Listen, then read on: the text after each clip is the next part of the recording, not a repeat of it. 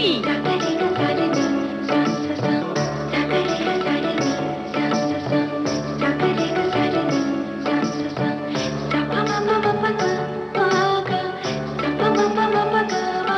सखी सहेली।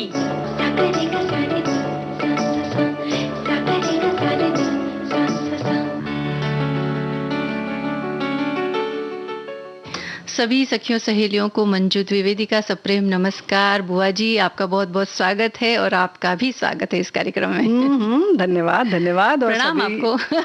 खुश रहो प्रसन्न रहो मंजू बिटिया। देखो भाई, हमारे सभी साथियों को भी हमारा सादर नमन प्रणाम।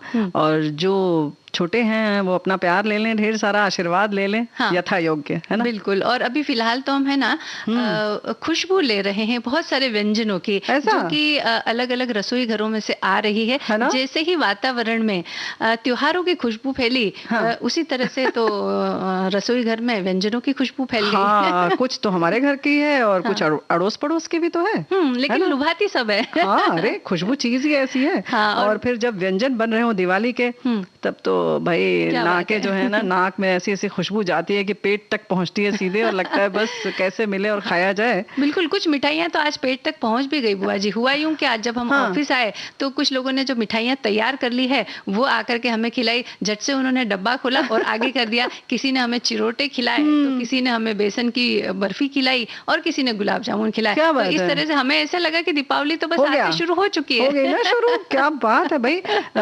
रमा क्या आज तिथि है ना, अभी देखते हैं। रमादशी कुछ करके है, एकादशी का कुछ खास रमा एकादशी है आज, और आज से शुरू हो जाता है ये त्योहार।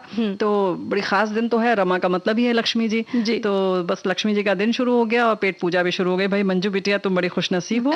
तो लेकिन फिर भी देखो, तुमने खा तो लिया, लेकिन अपने साथियों को व्यंजन बताने हैं कि कैसे कैसे क्या क्या बनाए जा सकते हैं। तो आज हम दीपावली में आप क्या क्या व्यंजन बना सकते हैं वो हम बताएंगे। इसके अलावा आज आजाद हिंद दिवस है, उसके बारे में चर्चा करेंगे। और जब खान पान की बात होती है तो किसी चीज की कमी ना हो, इस बात का ख्याल रखना चाहिए। और आज तो दिन भी है कि वैश्विक आयोडीन अल्पता विकार निवारण दिवस है आज। तो आयोडीन की कमी ना हो, इसके लिए हमें क्या उपाय करना है, इस बारे में भी हम बात करेंगे। होता तो बहुत सूक्ष्म है आयोडीन, बहुत सूक्ष्म पोषक तत्व है, या लवण है कह सकते हैं, या खनिज तत्व है, लेकिन बहुत महत्वपूर्ण है। और सखी विशेष में आज डॉक्टर श्यामा मणि देवी जी की बात करेंगे। और त्योहार है तमसो माँ ज्योतिर्गमय। बिल्कुल। अंधकार से प्रकाश की ओर किस तरह जाया जाए, बुराइयों से अच्छाई की तरफ किस तरह से जाया जाए, तो इस विषय पर भी हमारी थोड़ी सी चर्चा होगी। तो सबसे चर्चा तो देखो ये भी है ना कि तमस किस किस तरह का होता है। हम तो ये जो बस अंधेरा दिखता है बस उसी को सोचते हैं अंधेरा है, लेकिन बहुत सारी चीजों का अंधेरा है। उस बारे में भी हम अंधकारमय में हैं, मतलब अंधकार में हैं, हमें पता ही नहीं है। बिल्कुल है ना। तो बहुत तरीके का अंधकार है।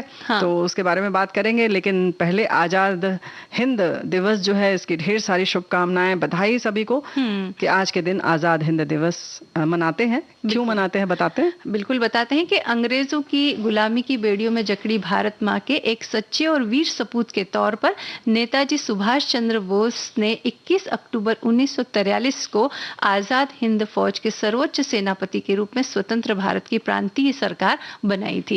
यानी कि आज ही इसके दिन गठन हुआ था। नेताजी सुभाष चंद्र बोस के नेतृत्व में बनी इस सरकार को Germany, Japan, Philippines, Korea, Italy और आयरलैंड जैसे देशों द्वारा मान्यता दी गई थी। बिल्कुल। दिल्ली चलो, ये नारा था आजाद हिंद फौज और नेताजी सुभाष चंद्र बोस का।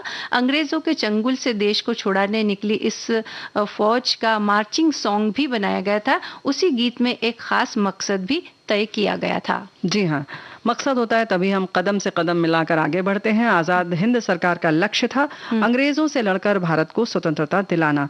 इसके लिए नेताजी ने करीब 40,000 भारतीय स्त्री पुरुषों की प्रशिक्षित सेना का गठन किया और सर्वोच्च कमांडर के रूप में इसकी कमान अपने हाथों में ले ली। बिल्कुल।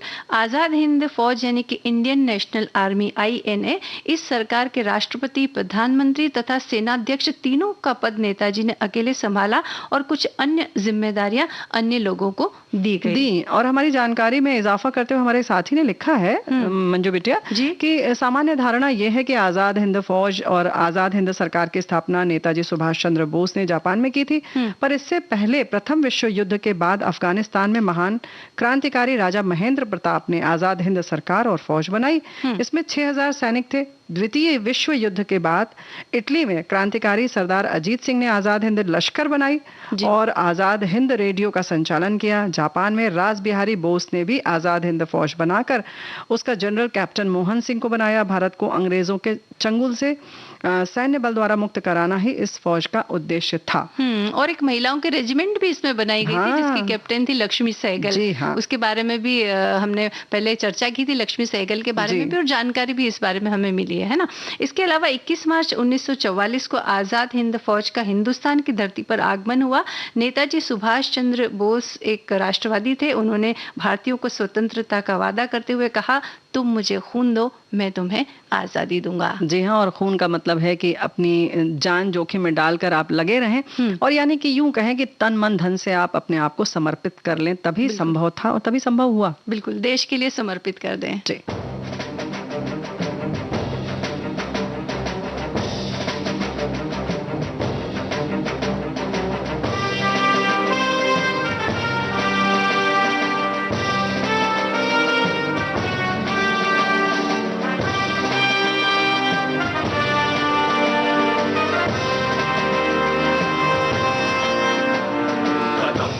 बढ़ाए जा, खुशी के गीत गाए जा, ये जिंदगी है कौम की, तू कौम पे लुटाए जा। कदम कदम बढ़ाए जा, खुशी के गीत गाए जा, ये जिंदगी है कौम की, तू कौम पे लुटाए जा।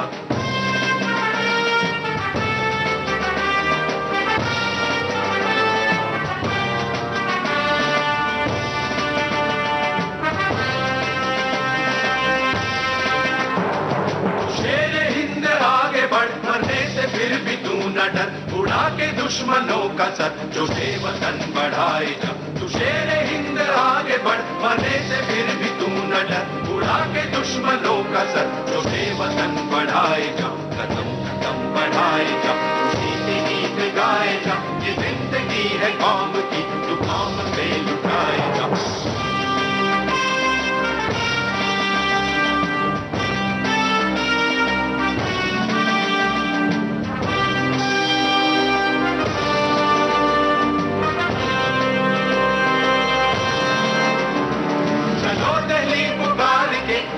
निशान संभाल के, लाल किले पे गाड़ के, लहराए जा लहराए जा। चलो दिल्ली पुकार के, हमें निशान संभाल के, लाल किले पे गाड़ के, लहराए जा लहराए जा। कदम कदम बढ़ाए जा, खुशी के गीत गाए जा, ये जिंदगी है कौम की, तू कौम पे लुटाए जा। कदम कदम बढ़ाए जा, खुशी के गीत गाए जा, ये जिंदगी है कौम की, तू कौम पे लुटाए जा।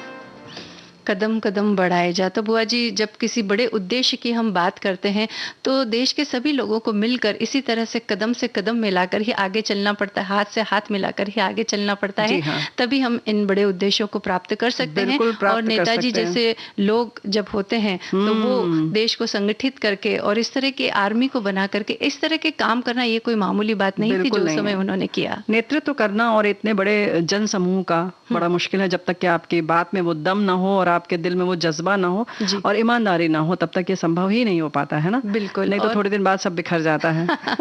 बिल्कुल सही कहा बुआ जी आपने। और जब बात जज्बे की हो तो अपने स्वास्थ्य को ठीक रखना, इसका भी एक जज्बा मन में होना बहुत आवश्यक है। अगर हम इस बात के प्रति बिल्कुल लापरवाह हो जाए तो स्वास्थ्य ऐसी चीज है कि वो हमें यूं कहे धोखा देने में बिल्कुल देर नहीं कर सकता ना। वैसे धोखा इसलिए नहीं दे सकता, देखो मंजू बिटिया, हम एक बार बता दें, हमारे साथी ने बड़ी 4 लाइनें अच्छी से लिखकर भेजी हैं कि कि दीपावली के व्यंजनों की खुशबू नाक से नहीं, रेडियो के तरंगों पर सवार होकर हमारे कानों पर आ रही हैं। अच्छा। हाँ, और साथ में मनभावन गीतों की खुशबू का एहसास करते हुए हम सखी सहेली सुन रहे हैं। तो भाई जब तक सखी सहेली सुन रहे हो, अगर इसकी थोड़ी थोड़ी बातों पर अगर आप गौर करेंगे और उसको आत्मसात कर लेंगे, हाँ। तो कहाँ धोखा देगा ये स्वास्थ्य नहीं दे सकता। बिल्कुल, क्योंकि हाँ, हम नमक खाते रहेंगे ना। समय समय पर हम आगाह करते रहते हैं। जब ये दिन आते हैं तो हम बताते रहते हैं कि हमें किस चीज की आवश्यकता है, क्या करना है और क्या नहीं करना है। बहरहाल आज वैश्विक आयोडीन अल्पता विकार निवारण दिवस है, जिसे अंग्रेजी में कहते हैं global iodine deficiency disorder prevention day.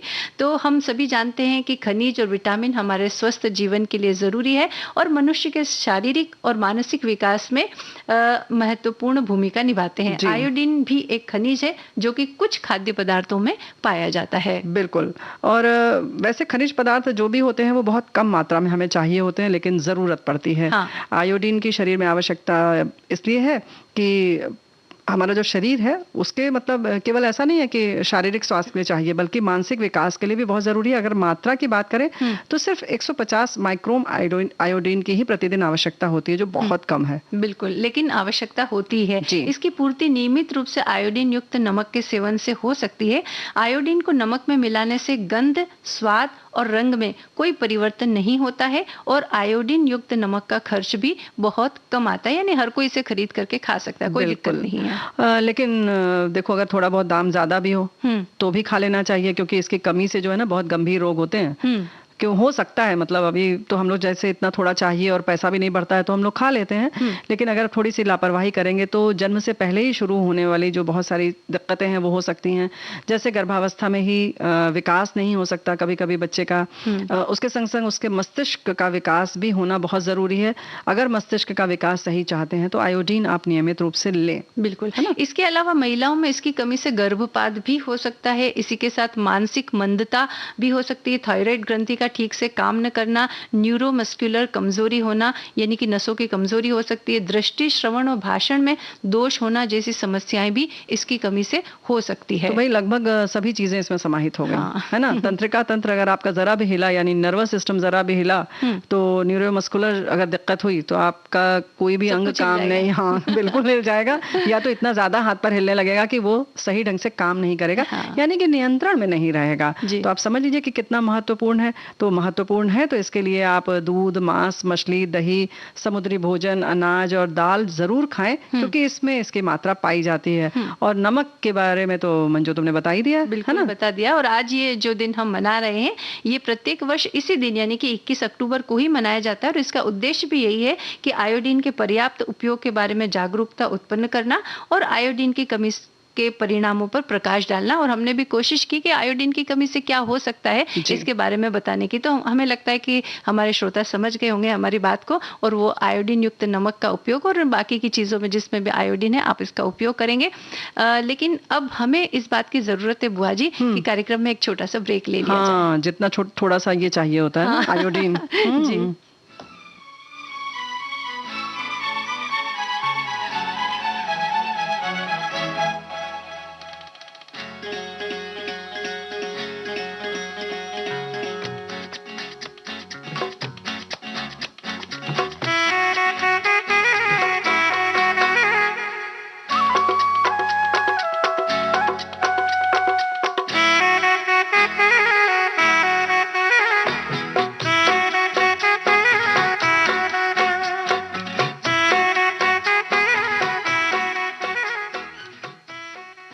Iodine जितना ही छोटा सा ब्रेक हमने ले लिया और हम फिर से हाजिर हुए हैं, गीत लेकर उपस्थित हैं। लेकिन उससे पहले जब हम सूक्ष्म तत्वों की हम बात करें तो एक नई जानकारी मुझे मिली है, तो उसके बारे में हम क्यों ना सखियों को बता दें। सूरन एक सब्जी है जिसे बहुत कम लोग ही खाते हैं, लेकिन एक बात की जानकारी मिली है कि अक्सर कुछ क्षेत्र ऐसे हैं जहां पर दीपावली के दिन सूरन की सब्जी खाई जाती है। और पहले तो इसके बारे में पता नहीं था कि सूरन की सब्जी क्यों खाई जाती है, लेकिन बाद में जानकारी ये मिली कि सूरन के अंदर फास्फोरस होता है और उसमें जो फास्फोरस होता है वो इतनी मात्रा में होता है कि साल भर अगर आप नहीं खाएं, केवल एक ही बार साल में वो सब्जी खा लें तो फास्फोरस की मात्रा की पूर्ति हो जाती है। तो इसीलिए मुझे लगता है कि ये रिवाज बनाया गया है कि साल में एक बार आप सूरन की सब्जी साल में एक बार, और अगर आपने दीपावली के दिन उसको इसीलिए बिल्कुल फिक्स कर दिया गया है ताकि हम त्योहार के नाम पर, पूजा के नाम पर, भगवान के नाम पर उसको जरूर खाएं। मंजू बिटिया, ऐसा है ना कि सिर्फ ये सब्जी की बात नहीं है जी, बहुत सारी जगहों पर उत्तर प्रदेश में, हमारे यहाँ तो बल्कि ये भी होता था कि इसके लड्डू खास बनाए जाते थे और सबको जैसे दीपावली में घर घर जैसे मिठाई भेजी जाती है तो एक एक डिब्बा लड्डू सूरन का भेजा जाता था। अच्छा जी, तो हलवाई घर में बैठा के, मतलब बकायदा घर में उसका पूरा तैयारी की जाती थी। जो बड़े व्यावसायिक वाले लोग हैं जिनका व्यापार बहुत बड़ा है और जिनको कई जगह भेजना रहता है तो जाहिर है कि वो बनवाते हैं, है ना। तो व्यापारी वर्ग जो है वो एक आध बार, बहुत पुराने लोगों ने ये तक किया है। तो सूरन का लड्डू बड़ा विशेष, और जब आता भी था घर में तो अरे सूरन का लड्डू आया है भाई, इसको अलग से रख दो क्योंकि ज्यादा दिन चलेगा बेसन के लड्डू की तरह।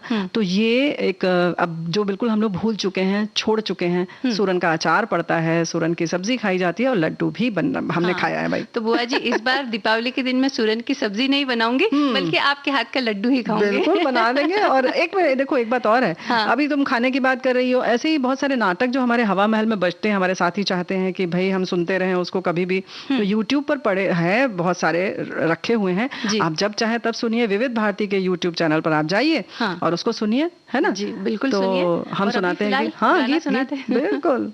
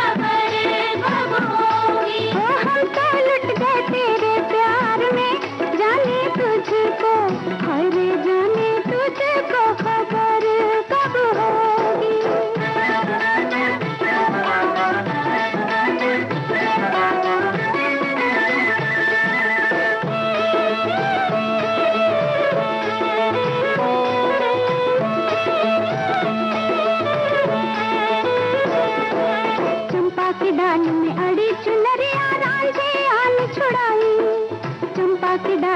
अड़ी चुनरिया रांझे आन छुड़ाई।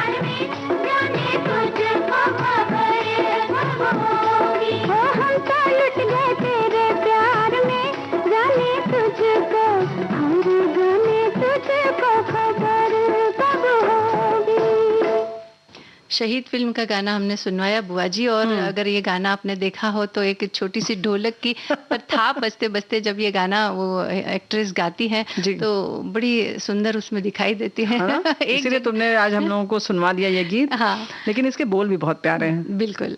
और इसी तरह से प्यारी आवाज है डॉक्टर श्यामा मणि देवी की, जिनके बारे में आज हम बात करने जा रहे हैं। पद्मश्री डॉक्टर श्यामा मणि देवी एक प्रतिष्ठित ओडिसी शास्त्रीय गायिका है। उनकी रुचि केवल ओडिसी और हिंदुस्तानी शास्त्रीय शैली तक ही सीमित नहीं है, बल्कि वे ठुमरी में भी पारंगत है। वे आकाशवाणी के सर्वोच्च ग्रेड धारक और लोकप्रिय प्रतिष्ठित कलाकार हैं। श्यामा मणि देवी या श्यामा मणि पटनायक का जन्म 21 दिसंबर 1938 को हुआ। पिता का नाम राजेंद्र पटनायक और माता का नाम था निशामणि। श्यामा मणि के गुरु थे सिंघारी श्याम सुंदर और सुधाकर बालकृष्ण दास, जिनके सानिध्य में उन्होंने ओडिसी गायन में स्नातक किया। इसके बाद उन्होंने प्रोफेसर BR नवरंग के सानिध्य में गंधर्व महाविद्यालय पुणे से हिंदुस्तानी गायन में स्नातकोत्तर भी किया। उन्होंने 12 वर्ष की उम्र में आकाशवाणी के बाल कलाकार के रूप में अपना करियर शुरू किया। यानी की प्रतिभा शुरू से ही थी। श्यामा मणि देवी ने कटक और कोलकाता के आकाशवाणी केंद्रों पर अपना कार्यक्रम प्रस्तुत कर ख्याति प्राप्त की, लोकप्रिय हुई और 1960 और 1970 के दशक के दौरान ओडिशा और बंगाली फिल्मों के लिए एक प्रसिद्ध पार्श्व गायिका के रूप में ख्याति उन्होंने अर्जित की। बिल्कुल। और श्यामा मणि देवी जब पार्श्व गायिका के रूप में अपने चरम समय पर थी, तभी इस ग्लैमरस करियर को उन्होंने त्याग दिया और अपना जीवन उस पारंपरिक संगीत को समर्पित कर दिया जो कुछ क्षेत्रों तक ही सीमित है और विलुप्त होने की कगार पर थे। अब देखो मंजू बिटिया, ऐसा है ना कि कैसी कैसी चीजों को उन्होंने फिर से पुनर्जीवित किया है। हाँ, पारंपरिक और संगीत ये करना बड़ा मुश्किल काम है कि जब हम किसी एक क्षेत्र में अपने चरम स्थान पर हो और उस स्थान को छोड़ देना और वहां से हट जाना और ऐसी जगह पे जाना जहां पर लोग बहुत कम जाना पसंद करते हैं, जिस क्षेत्र में, वहां जाकर के काम करना, ये बड़ा जिगर का काम है। जिगर का काम है और यही तो हमारी संस्कृति सिखाती है कि उसी चीजों का त्याग करिए जिसकी कि आपको बहुत ज्यादा लालसा है। तो वो उन्होंने छोड़ दिया। तो ये त्यागी प्रवृत्ति थी उनकी। और पारंपरिक संगीत ओडिसी में उन्होंने अत्यधिक उनको प्रभावित उन्होंने किया ओडिशा का संगीत ने। तो शुरू में ओडिसी के विभिन्न पहलुओं जैसे कि चंपू, छंदा, चौतीसा, भजन, जनाना, गीत गोविंद आदि पर उन्होंने तो ध्यान केंद्रित किया। उसके बाद व्यापक अध्ययन और प्रयास किए इस दिशा में, और संगीत के साथ साथ इन संगीत रूपों की जो है बहुत सारे ऑडियो कैसेट जारी किए ताकि जन जन तक ये पहुंचे। उन्हें आकाशवाणी और हर नुक्कड़ और कोने में सजीव प्रदर्शन के माध्यम से, जैसे कहते हैं ना नुक्कड़ नाटक वगैरह, इन सब के माध्यम से उन्होंने जनता तक उसको पहुंचाया। ऐसा नहीं कि एक कला होती है कि हम अपने तक उसको रख लेते हैं, तो एक तरह से कला की चोरी होती है। इन्होंने खूब जन जन में उसको न्यौछावर कर दिया उसका। जी, इस प्रकार इनका पुनरुद्धार किया गया और इन्हें लोकप्रिय बनाने के लिए आम जनता के समक्ष लाया गया। उन्होंने ओडिसी संगीत के व्यवस्थित विकास और उसके व्याकरण के संहिताकरण में भी प्रमुख योगदान दिया।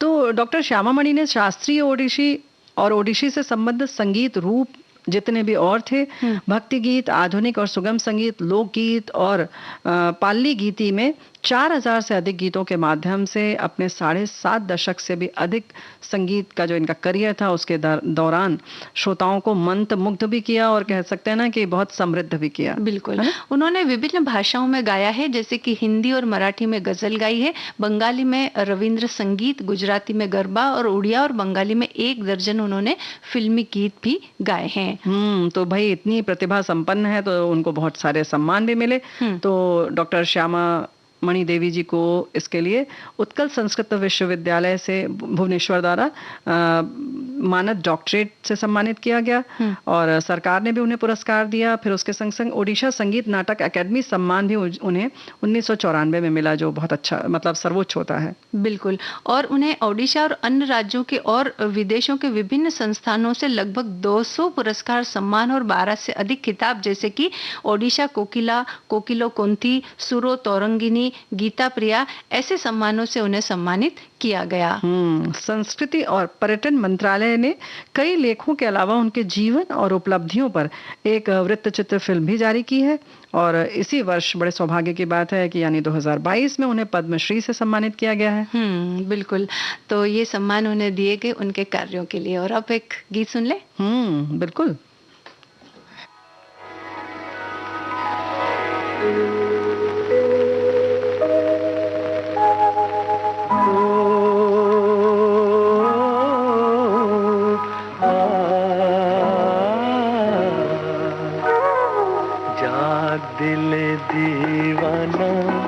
रुत जागी वसले यार की, जाग दिले दीवाना रुत जागी वसले यार की, बसी हुई जुल्फ में आई है सबा प्यार की, जाग दिले दीवाना।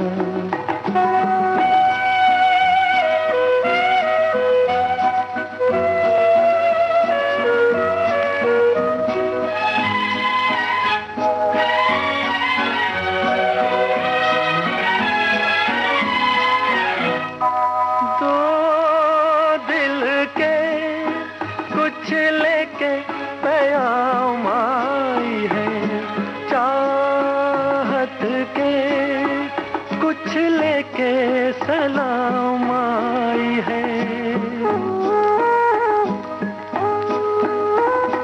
दो दिल के कुछ लेके प्याम आई है, चाहत के कुछ लेके सलाम आई है, दर पे तेरे सुबह खड़ी हुई है दीदार की, जाग दिले दीवाना रुत जागी वसले यार की, जाग दिले दीवाना।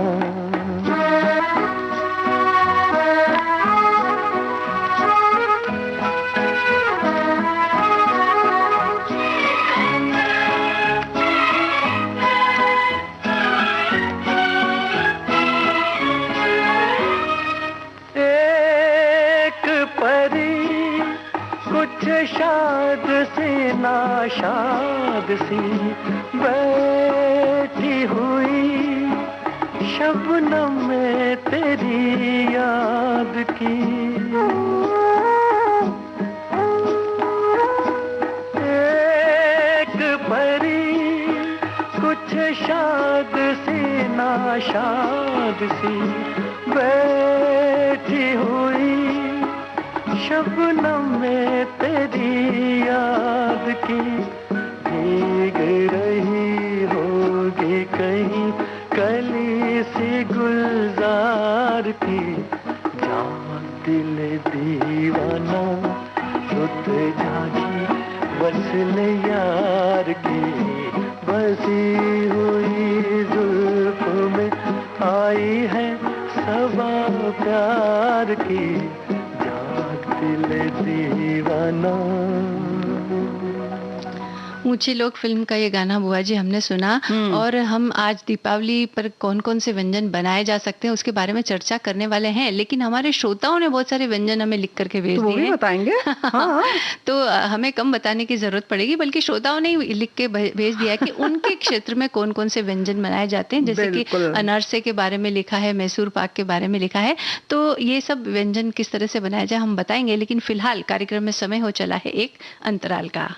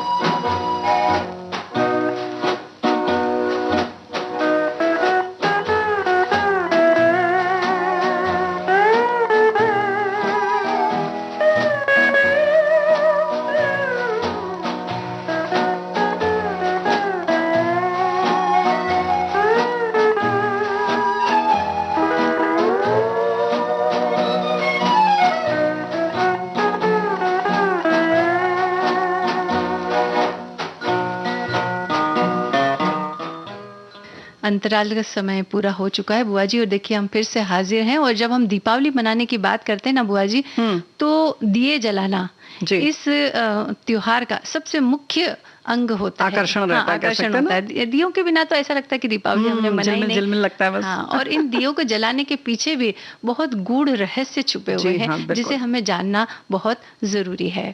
और दीपावली का त्योहार तो जैसा कि हम सभी जानते हैं कि बस आ ही चुका है, और ये त्योहार हमारी संस्कृति की अनूठी विरासत है। हर व्यक्ति के लिए इस भौतिक संसार में कुछ मूलभूत ज़रूरतें होती हैं, और ये ज़रूरतें अमीर और गरीब का कोई भेद नहीं करती बुआ जी, बस ज़रूरतें होती है। ये साधन सभी को सुलभ नहीं है, लेकिन इनकी अहमियत हमारे जीवन में होती ही है। बिल्कुल भाई, अमीर को भी भूख लगती है, गरीब को भी लगती है, यानी पैसा है चाहे नहीं है, आपको कपड़े भी चाहिए तन ढकने के लिए, मौसम से बचने के लिए, अति शीत अति गर्मी से बचने के लिए, ऐसे ही आश्रय भी चाहिए, छत भी चाहिए, धरती भी चाहिए। तो ये सब मूलभूत आवश्यकताएं हैं, इसकी आवश्यकता होती है हमें। पर जब हम दीपावली जैसा त्योहार मनाते हैं, बहुत सुंदर त्योहार है, बहुत अर्थवान है, इसके बहुत अच्छे अच्छे मायने हैं, बहुत अच्छे संदेश लेकर आता है, तब हमें इसका जो वास्तविक संदेश है जो हम बताना चाह रहे हैं वो जरूर हमें समझना चाहिए, है ना? बिल्कुल समझना चाहिए। और प्रकाश चाहे सूर्य का हो या दीपक का हो, चारों ओर वो समान रूप से फैलता है, और वो इस बात में बिल्कुल भेद नहीं करता है कि कहाँ फैलना है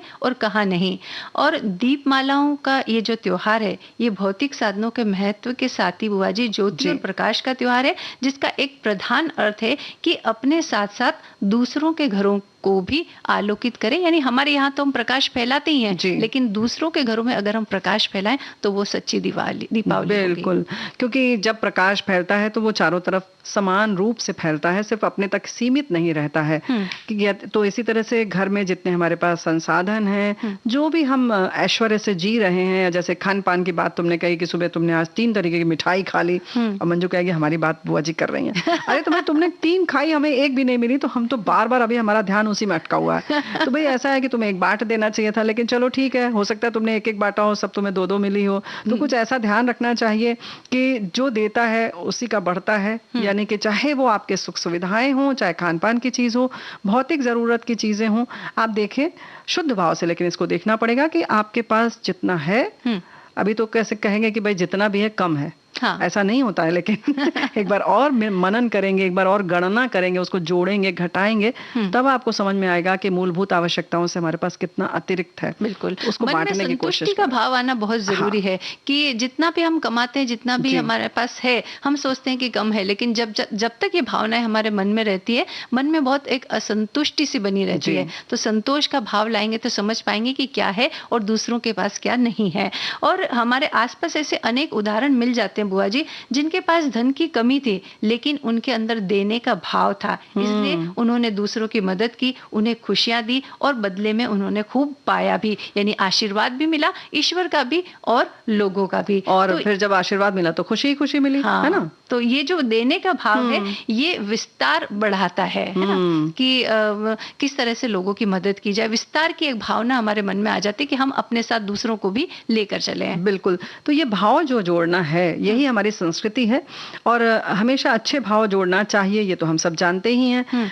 कामना जो करते हैं वो तो ठीक है कि हम सब चाहते हैं कि हमारे पास खूब लक्ष्मी हो, लक्ष्मी का वास हो, बुद्धि विद्या ज्ञान हो, कलाएं हो सब तरीके की, और इसीलिए हम ये सब पूजा भी करते हैं। लेकिन कहीं ना कहीं क्या हमने सोचा कि हम ये सोचें कि सर्वे भवन्तु सुखिनः, यानी सभी सुखी हों, सभी के पास लक्ष्मी का वास हो। तो ऐसा भी तो हो सकता है कि सबके पास लक्ष्मी का वास हो, हमारे साथ तो हो ही, हमारे पास, उसके साथ साथ सबके पास हो। तो इस तरह से जो विस्तार वाली भाव तुमने कही कि बात कही, तो वो हमें सोचना बहुत जरूरी है। हम तो चाहते हैं कि हमारा पेट भरा हो, तो ऐसे ही सबके लिए कामना करें कि जो भी सोए तो वो पेट भर के खाना खा कर सोए, है ना? बिल्कुल, इसीलिए देखिए हम दीपावली में हम दीपक जलाते हैं, लेकिन दीपक केवल ऐसे ही नहीं जलाते हैं, बल्कि दीपक को जलाने का एक बहुत बड़ा संदेश होता है, सुंदर संदेश होता है कि ये आस्था के दीपक हैं, ये प्यार के दीपक हैं, ये कर्म के दीपक हैं, ये त्याग के हैं, और ये दोस्ती के दीपक हैं। और जब इस तरह की सकारात्मकता जब फैलती है, तभी ये हम कह सकते हैं कि तमसो मा ज्योतिर्गमय, या फिर ये जो आलोक है ये चारों तरफ फैल सकता है, यानी कि ज्ञान का आलोक फैल सकता है और ऐश्वर्य का आलोक फैल सकता है, जब हमारे अंदर ऐसी भावनाएं हो। बिल्कुल, तो ये तो हो गई भाव की बात। अगर हम सांसारिक रूप में भी अगर देखें तो भाव तो बहुत गूढ़ बात हो जाती है, फिर लोग कहते हैं अरे ये तो सब बात सिर के ऊपर से चली गई। लेकिन ये सोचिए कि हम क्या कर रहे हैं। कुछ हमारी परंपराएं ऐसी हैं जिनका विस्तार न हो तो बेहतर है, उनको आगे न ले जाया जाए तो बेहतर है। तो ऐसी परंपराएं जो अच्छी हैं, जैसे अभी देने वाली बात हम लोगों ने कही, है ना, तो ये दान देने वाली बात है, या अपने हम अक्सर किसी को कुछ देते हैं तो पुराना सुराना दे देते हैं, जैसे भी बस दे दिया, हमारा मन खुश हो गया, अच्छा हमने देखो दिया अपना पुराना वाला कपड़ा उठा के दे दिया, आज पता ना 4 कपड़े दिए। अरे आप देखिए कि अगर आप एक भी देती, नया देती, तो उसको कितनी 10 गुनी ज्यादा खुशी मिलती। तो क्या महत्वपूर्ण है। ऐसे ही कुछ चीजों को देखें कि किस तरह से हमें अच्छी अच्छी परंपराओं को विस्तारित करना है। एक बात और है कि जो परंपरा हम इस तरह से करते हैं शुरू, तो कहीं ना कहीं बच्चों में भी वो फिर आती है और फिर हमारे घर की वो पूरी रवायत बन जाती है, रिवाज बन जाता है। फिर सब बच्चे कहते हैं हमारे घर में ऐसे ही होता है, हम तो करेंगे ही करेंगे। तो चलिए, भले ही लगता है कि अच्छा ये धर्म है या पूजा पाठ से जुड़ी बात है, लेकिन कुछ अच्छी आदतों को भी उसमें जोड़ा जाए तो यानी कि संस्कार एक पीढ़ी से दूसरी पीढ़ी में संवाहित होते हैं। इसके लिए आज अगर हम अच्छे कार्य करेंगे तो हमारी आने वाली पीढ़ी में भी अच्छे संस्कार होंगे। और इसीलिए जब हम दीपक जलाते हैं तो हम ये कहते हैं कि भाई मन का दीपक भी जलाइए। केवल घरों में ही दीपक न जलाएं, बल्कि हमारे मन के दीपक को जलाएं, ताकि हमारा मन आलोकित हो। और जब ऐसी भावनाएं मन में आती है तो फिर अंधियारा जो है वो शनै शनै दूर हो ही जाता है, और तभी तमसो मां ज्योतिर्गमय का जो व्यापक अर्थ है उसको हम समझ पाते हैं। बिल्कुल।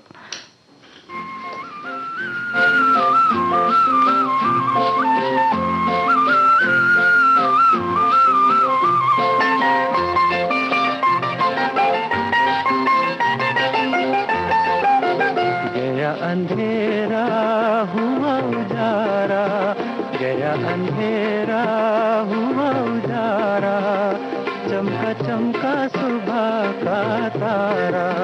गया अंधेरा हुआ उजारा, चमका चमका सुबह का तारा। टूटे दिल का बंधा सहारा, चमका चमका सुबह का तारा।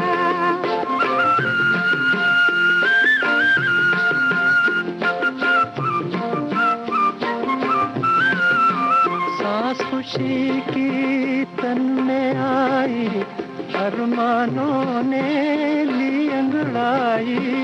जाग उठी उम्मीदें सारी, जाग उठी तकदीर हमारी। हमें किसी ने दूर पुकारा, चमका चमका सुबह का तारा।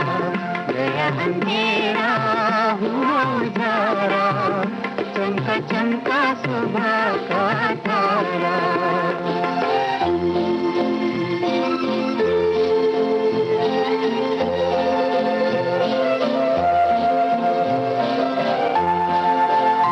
मुरझाई कली क्या फिर से खिलेगी,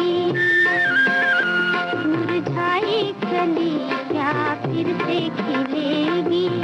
खोई हुई क्या राहत मिलेगी, खोई हुई क्या राहत मिलेगी। कहीं ये तारा टूट न जाए, सुबह का साथी छूट न जाए। आँखों में रह जाए नजारा, चमका चमका सुबह का तारा। गया अंधेरा हुआ उजारा, चमका चमका सुबह का तारा।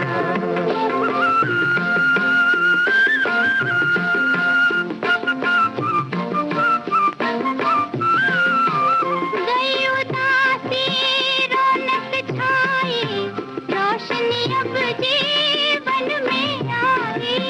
हंसी खुशी का छेड़ तराना, नाच उठे मन झूमे जमाना। संग सुहाना प्यारा प्यारा, चमका चमका सुबह का तारा।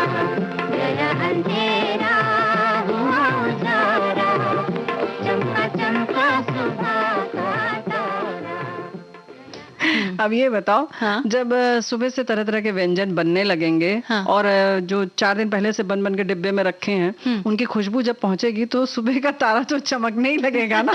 मन का भी, तन का भी, बस खुशी खुशी है शुरू। बिल्कुल, व्यंजनों की खुशबू तो खुशी देती ही हमें। और फिर दीपावली तो है ही प्यार का त्योहार और दिए का त्योहार और मिठाइयों का त्योहार। तो मिठाइयों के जितना महत्व होता है ना बुआ जी इसमें, उतना ही नमकीन चीजों का भी महत्व होता है। हाँ ना, क्योंकि दोनों अक्सर- बराबर चाहिए होते हैं। हाँ। पेट तो नमकीन से ही भरता है। मीठा तो उस पे जैसे कहते हैं ना सजावट के तौर पर आता है, एकदम वीआईपी की तरह। बिल्कुल, एक पीस हम खाते हैं और कहते हैं कि नहीं अब कुछ नमकीन हो तो दे दीजिए। तो चलिए आज व्यंजनों की शुरुआत हम नमकीन चीज से ही करते हैं। तो चटपटी मसाला मूंगफली किस तरह से बनाएं आप, और हमारा ये कहना है कि जो भी खान पान की ये सामग्री आप बनाएं वो घर पर ही बनाएं तो बेहतर होगा, इसीलिए हम बता रहे हैं चटपटी चीजें भी। तो मसाला मूंगफली बनाने के लिए सामग्री चाहिए: कच्ची मूंगफली 1.5 कप, बेसन 2 बड़े चम्मच, पुदीना पाउडर और आमचूर पाउडर 1 छोटा चम्मच चाहिए, लाल मिर्च पाउडर 1 छोटा चम्मच, नमक और चाट मसाला स्वाद के हिसाब से, और तेल हमें तलने के लिए चाहिए। अब बनाना कैसे? सबसे पहले मूंगफली को हमें पानी के थोड़े छींटे मारकर अच्छी तरह से उसे गीला करना है, और अब बेसन में नमक, पुदीना पाउडर, आमचूर और लाल मिर्च मिलाएं, और इस मसाले को इस मसाले मिले बेसन को गीली की हुई जो मूंगफली है, जो हमने पहले मूंगफली थोड़ी गीली कर ली, उसके ऊपर इसको धीरे धीरे डाल करके इसको बुरकना है। तो क्योंकि हमने मूंगफली को हमने गीला किया है तो उसके ऊपर ये पूरा मसाला जो है बेसन वाला ये उसके अंदर लिपट जाएगा। थोड़ी देर उसे ऐसा ही रहने दें, और उसके बाद में इसे मीडियम आंच पर आप सुनहरा होने तक तल लीजिए, तो वो कुरकुरी हो जाएगी और मसाला उसके ऊपर चिपक जाएगा, तो खाने में भी बड़ी स्वादिष्ट लगेगी। बहुत स्वादिष्ट लगती है, बहुत क्रंची रहती है, ऊपर बेसन मसालेदार, अंदर मूंगफली, तो वाकई बहुत मजा आता है। हमारे भाई देखो ऐसा है कि लोगों की तैयारी शुरू हो चुकी है, लेकिन ये वाले तो आप उस दिन भी बना सकते हैं, क्योंकि हमारी साथी लिखकर भेज रही है मेरे 2 व्यंजन बन चुके हैं अभी अभी। दीपावली के सेव के लड्डू और तीखे मटकी के सेव बना लिए। अब पहले जैसे सब एक ही दिन नहीं करना जमता, तो 2-2 व्यंजन बना लेते हैं ये पर एक एक दिन में, मतलब परसों तक 6-8 बन जाएगा इनका व्यंजन। भाई कमाल है, वाह बड़ी अच्छी तैयारी है। अब जब तुमने भाई मंजू बिटिया बताया कि मूंगफली की बात, तो हम थोड़ा सा काजू बता देते हैं। तो रोस्टेड काजू जो है, हनी रोस्टेड काजू 1 कप ले लें, शहद 2 चम्मच चाहिए इसके लिए, मक्खन 1 छोटा चम्मच चाहिए, पिसी हुई चीनी 1 बड़ा चम्मच, दालचीनी 1 छोटा चम्मच पिसी हुई। एक छोटे से सॉस पैन में शहद, मक्खन और आधा छोटा चम्मच दालचीनी पाउडर डालकर 2 मिनट तक हिलाते हुए पका लीजिए इसको। काजुओं को भी एक बड़े बाउल में डाल दें और उस पर शहद का मिश्रण डालकर मिला दें। अब शहद लगे काजुओं को बेकिंग ट्रे में डालकर ओवन में करीब 170 डिग्री पर हल्के मतलब भूरा होने तक, बल्कि हल्का भूरा बिल्कुल हो जाए तब तक उसको बेक कर लें, और फिर उसे निकाल कर लगभग 20 मिनट तक ठंडा होने दें। बाउल में पीसी चीनी और बची हुई दालचीनी मिलाएं और पूरी तरह से ठंडे हो जाने पर फिर उसे आप एयर टाइट डिब्बे में रख लीजिए, और फिर जब मेहमान आए तो परसिए, देखिए तो और इन काजुओं में जो शहद की जो हल्की सी मिठास होगी वो बड़ी स्वादिष्ट लगेगी, है ना। अब एक और डिश बताते हैं हम, पंचमेल लड्डू। उसके बाद लेकिन गाना सुनवा देना, ऐसा नहीं कि बस तुम खाना ही खिलाती रहो। हाँ, मीठा मीठा। लेकिन उसके पहले एक हेल्दी रेसिपी बता देते हैं। पंचमेल लड्डू बनाने के लिए सामग्री चाहिए: गेहूं, चना, बाजरा, जौ और सोया का आटा। यानी ये 5 चीजें हैं, और पांचों का आटा हमें आधा आधा कप चाहिए। खाने वाला गोंद चाहिए जो कि तल के खाया जाता है वो वाला, और चीनी पीसी हुई 2.5 कप चाहिए, देसी घी 2 कप, काजू बादाम पिस्ते 2 कप मिले जुले चाहिए, गोला गिरी जो है वो किशमिश और अखरोट ये सब हमें 1 कप चाहिए। गोला गिरी थोड़ा स्पष्ट कर दे, नारियल जो सूखा हुआ होता है उसे गोला कहते हैं बहुत जगह। तो उसकी गिरी उसको आप कद्दूकस कर लें, तो वो चाहिए हमें। इलायची पाउडर 2 छोटे चम्मच चाहिए, और खसखस 2 बड़े चम्मच चाहिए। अब बनाना किस तरह से है कि सबसे पहले मोटे पेंदे वाला पतीला लें, उसमें देसी घी गर्म करें, और जो गोंद हमने कहा है उसको पहले बारीक कूट लें और इसको उस घी के अंदर डाल दें, और जब ये सिक करके फूल जाए तो उसे निकाल कर थोड़ा सा दरदरा फिर से कूट लें। अब इसी घी में मिले जुले आटे को, जो कि हमने 5 आटे बताए हैं, वो आटे लें और इस घी में डालकर धीमी आंच पर लगातार हिलाते हुए पकाएं। लेकिन ये ध्यान रहे कि आंच एकदम धीमी हो। जब आटा सिक कर सुनहरी रंगत का होने लगे और इसमें से सौंधी खुशबू आने लगे, तो इसमें दरदरा जो गोंद हमने किया है वो डालें, बारीक कटे हुए काजू बादाम पिस्ते अखरोट डाल लें, 5-7 मिनट धीमी आंच पर फिर से पकने दें।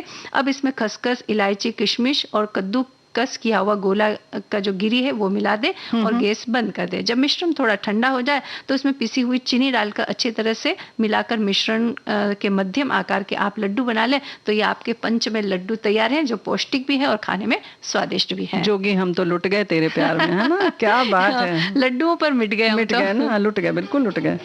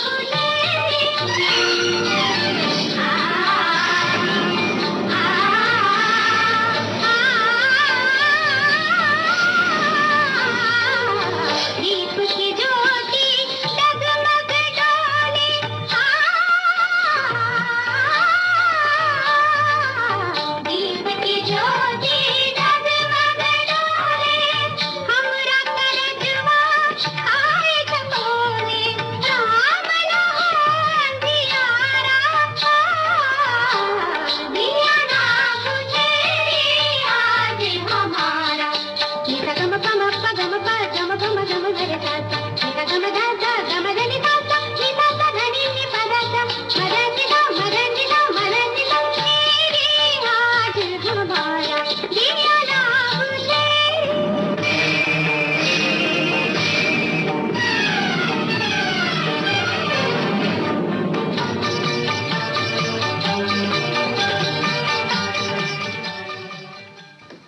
तो गीत हमने सुना कि दिया ना बुझे री सकी, और इसी तरह से घर के अंदर ये जो महक है ये भी आती रहनी चाहिए, ये भी रुकनी नहीं चाहिए बिल्कुल भाई। भी। क्यों रुकेगी? देखो भाई, हमारे साथी भी कितने तरह का व्यंजन बना चुके हैं, बना रहे हैं और बता भी रहे हैं, जैसे गुजिया, पपड़ी, लड्डू, मठरी, खुरमा, चिवड़ा के साथ साथ अनरसे भी बनाए जाते हैं, ये लिख रही हैं। तो एक महाराष्ट्रियन व्यंजन है अनरसा, हालांकि बहुत सारी जगहों पर भी बनता है। उत्तर प्रदेश में जैसे सावन में बनता है गुड़िया के दिन, या यूं कहे नागपंचमी के दिन खास तौर से बनाया जाता है। बिहार में भी बहुत बनता है अनरसा। ठेकुआ भी बहुत तरीके से बोलते हैं, थोड़ा अलग ढंग से बनता है। तो खैर इन्होंने जो बताया है कि अनरसा, इसमें 3 दिन पहले चावल को धो ले, चावल में पानी डालकर रात भर के लिए रख दें, दूसरे दिन चावल का पानी बदल लें, इस तरह से मतलब 2 दिन तक बदले। फिर तीसरे दिन चावल से पानी अलग करके चावल सुखा लें, फिर उसे मिक्सी में ग्राइंड कर लें, यानी पीस लें। चावल से थोड़ी कम मात्रा में पीसी शक्कर लें, चावल और शक्कर को मिलाकर गूंथ लें, फिर रात भर के लिए फिर रख दें।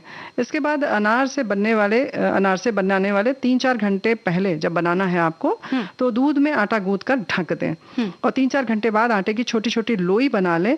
थाली में थोड़ी सी खसखस बिखेर दें, फिर उसमें उसको लपेट दें, उस पर अनारसे की लोई रखें, हाथ से थोड़ी बड़ी कर लें।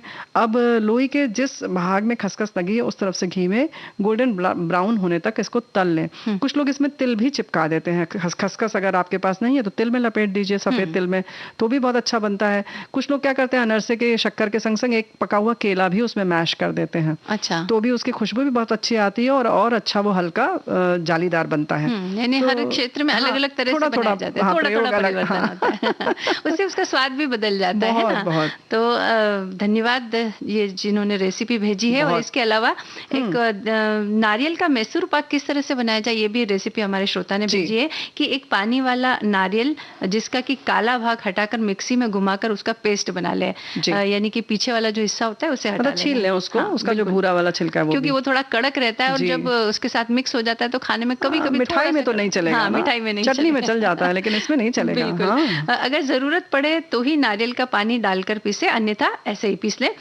कटोरी नारियल का पेस्ट या 1 कटोरी नारियल का पेस्ट या बुरादा, पौन कटोरी शक्कर, 1 कटोरी घी, ये सब भी लेना।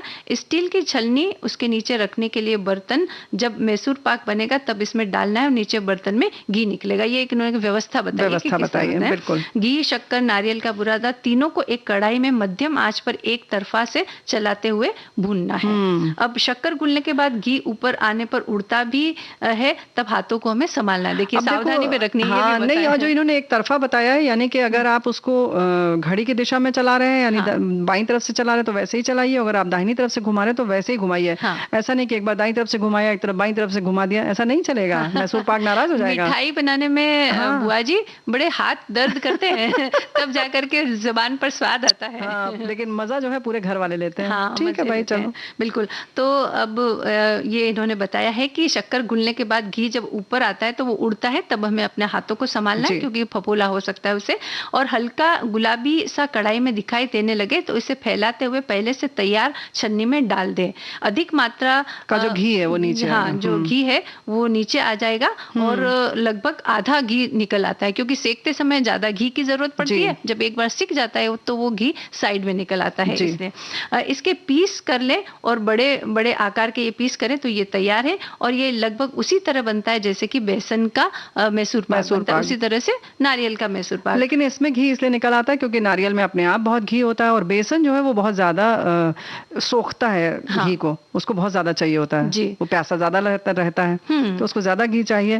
लेकिन नारियल का चूंकि है इसलिए इसमें पानी घी जो है वो अलग से आ जाता है, और इसका कलर और स्वाद थोड़ा सा उससे अलग होगा, लेकिन होगा बड़ा स्वादिष्ट, क्योंकि नारियल की मिठाई है। हमने तो कभी नहीं खाया, लेकिन अब बनाना पड़ेगा। हाँ, अब और क्या बता रही बुआ जी आप? देखो ऐसा है ना कि अब फिर तुम कहोगे कि फिर मीठा बताएं, नमकीन बताएं, तो बताओ क्या बता दें। अब थोड़ा नमकीन बता दीजिए, क्योंकि हमने 2 अभी मीठी चीजें बता दी हैं। देखो नमकीन तो बहुत तरीके की होती है, लेकिन जैसे कि पापड़ी चाट अगर घर में बनाना है तो सबसे अच्छी बात है कि आप पापड़ी घर से, मतलब बाजार से भी ला सकती हैं, लेकिन मेथी पापड़ी घर में बना भी सकती हैं, ये भी फिर पौष्टिक हो जाएगी।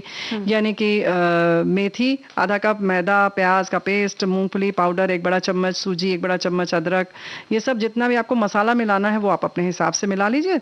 काली मिर्च इसमें ज़रूर डालिएगा 1 चम्मच। फिर उसको अच्छे से तेल में आप उसमें मोइन डालकर उसकी छोटी छोटी पापड़ी बना लीजिए, है ना। और जो पापड़ी आप बनाएंगी तो एक बड़ी सी रोटी जैसी बेल लें और उसको आप छोटी ग्लास के उसे काट सकती हैं, तो एक रंग पापड़ी बन जाएगी। उसको बनाकर आप रख लीजिए।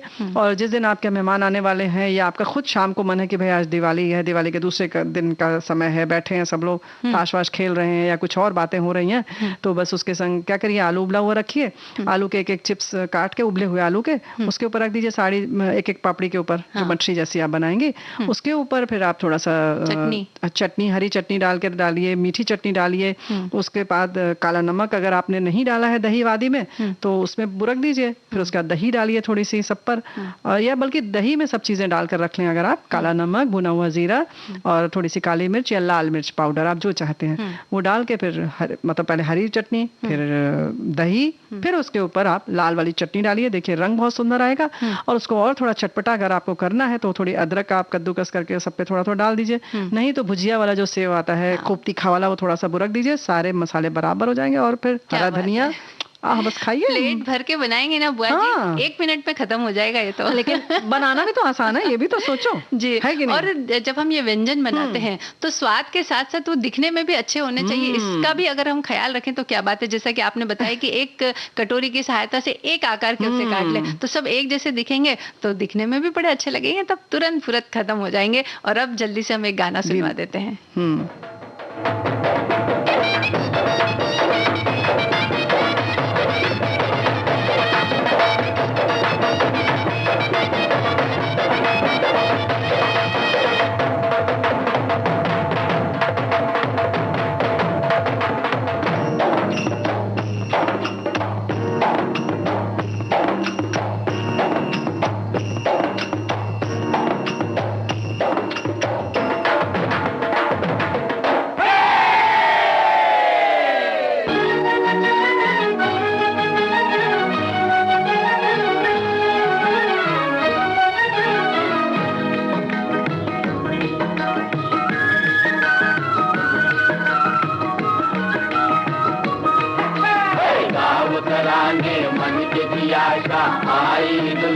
बन के नाचो नाचो मन की ताल पे थम थम थम थम थम थम।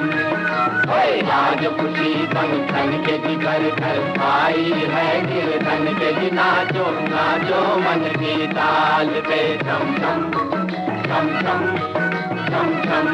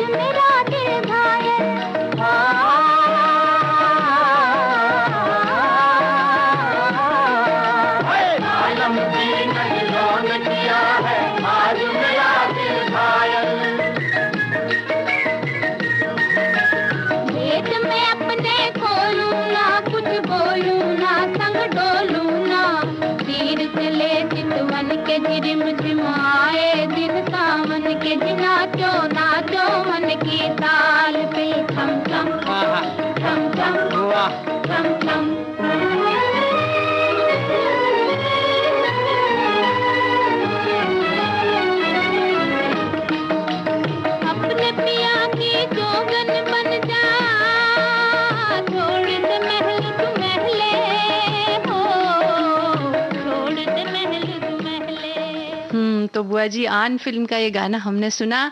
और बस इसी तरह आप खुशियों के साथ एक प्यार भरी दिवाली मनाएं, खुशियों के साथ मनाएं, अपनों के साथ मनाएं, अपने दोस्तों के साथ मनाएं और एक सेफ दिवाली मनाएं।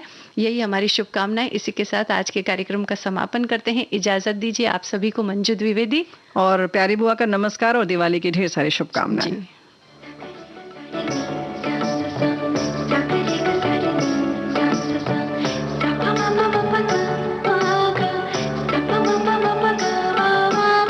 सखी सहे